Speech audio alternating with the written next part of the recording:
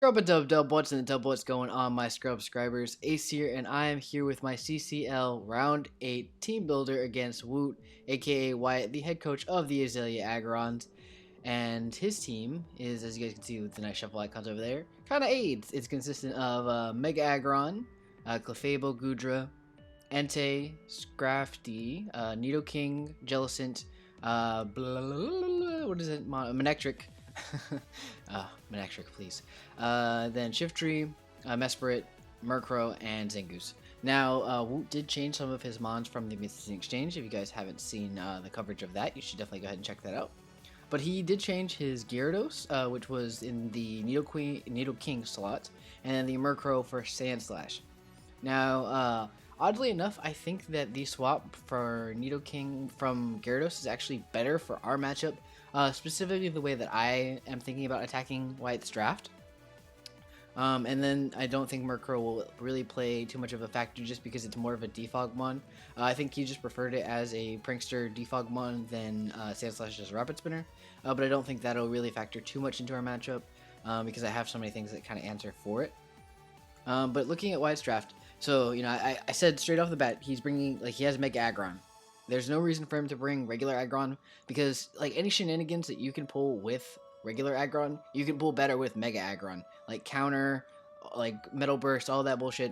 All the defenses are boosted on Mega Aggron, so there's no reason for him to bring, like, regular Aggron over Mega Aggron. He has the Clefable and Goodra, which are like his Fairy Dragon Steel Core, absolutely perfect. Then he has great offensive attackers in Entei, Scrafty, and Nidoking, which can be physical or special. Scarf, Life Orb with the Sure Force, so I can't tell. So that's going to be a really difficult matchup against that mon specifically. So, like I said, I felt like Gyarados was actually a harder problem for my team, specifically because I like to bring my two physical Steel type attackers against like this kind of build up draft where he has a Fairy Dragon Steel Core. Attacking that, I feel that my best two mons to do that are to have Durant and to have my Excadrill, as well as just bring Blastoise for like the special side because Mega Aggron's fucking aids, so like I need to like Water Pulse off on that shit and be like, boy, where's your special defense at? But yeah, I felt that, you know, overall like my draft can kind of counteract his, like minus the Gyarados was a big problem for me. But now that he doesn't have it anymore, I don't have to worry too much about that. Just because like it's so bulky, and I'm not trying to deal with all that bullshit. But it's gone now, so we're good. So you know, looking at his draft, I was like, okay, you know, what do I need to like? What is the main things I need to I need to assess as threats? So obviously Clefable. Clefable can bring anything back with T-Wave, Wish, bullshit. So I have to bring things that threaten that out. So I have my Durant. I have my Excadrill. Chilling on the team. Then I also, you guys can see the Weezing as well on there. So like that's how like I kind of chose those three mons. Then I was like, okay, I need something that can take a hit from Entei, and then I need something that can take a hit from Nidoking, and I need to make sure that I have answers for the Jellicent as well as the Shiftry in those kind of matchups, and then I guess Zangoose as well. But I wasn't too concerned about his lower tier mons because like his higher tier mons are so good that they match up better against my team than some of the lower tier ones. Like Jellicent and Manectric are probably the ones that like I felt were more likely for him to bring. But the Shiftry also presents a problem because I don't have a great Dark Resist on my team. I do have, actually I have two new mons if you guys can't see it down there. I actually swapped out Stoutland and Stoutland and Leavanny for Cacturne and Liepard. So I do have Dark Resist with Dark.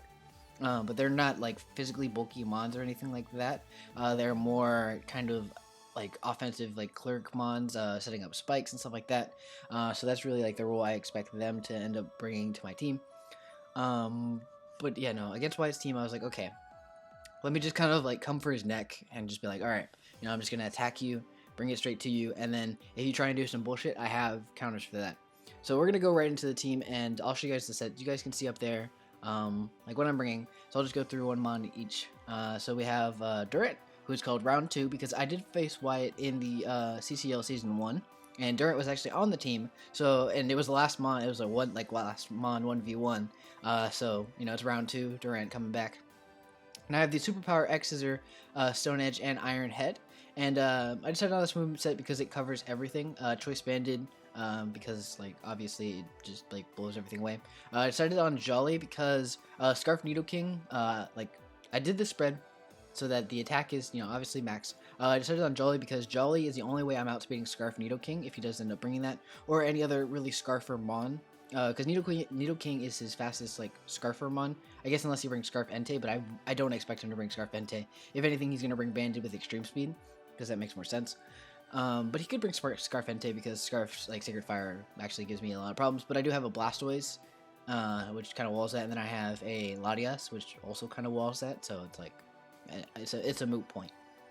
But I have Superpower for the Aggron, obviously, and then like it hits the Scrafty as well. X Scissor for stab, that hits like almost everything. Stone Edge for the Entei specifically. If he tries to bring that in like against the X Scissor, I will like try and make that play and counteract that. Then he has the Iron Head. I have the Iron Head. Clefable obviously hits Delcent for neutral when X Scissor doesn't.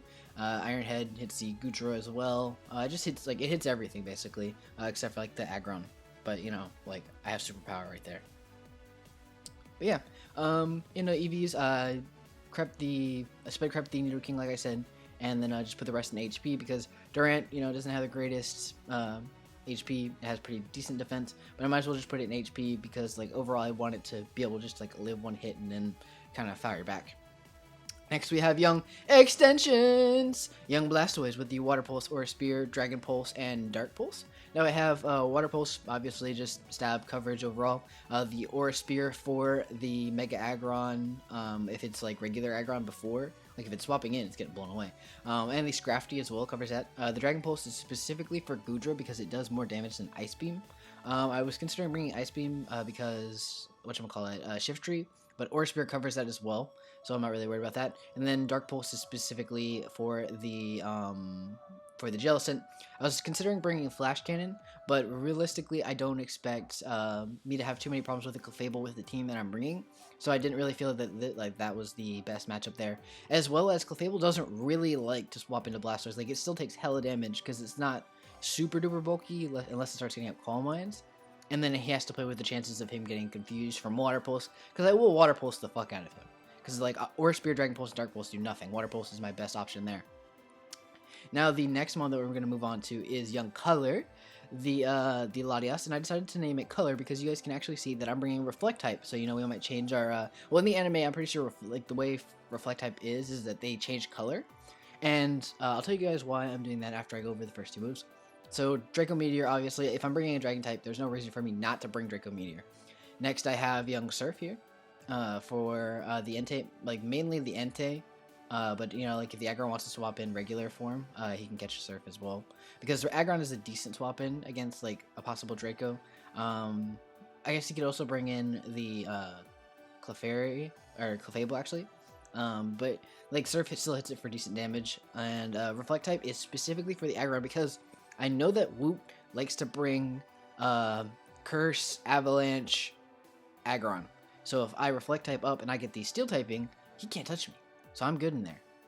I do have to be careful though because Aggron does get more moves than that. Like he also gets the Elemental Punches and Heavy Slam as well. So I have to be wary of those. Like depending on the Reflect type.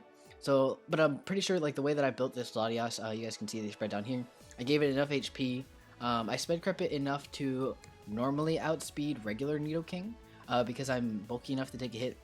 And then I put the investment in here so that I can actually live one Sucker Punch with their Cobra Berry just fine. Like it won't blow me away or anything. And the HP, like I can live an Ice Beam and everything. And then Special Attack just to blow anything away.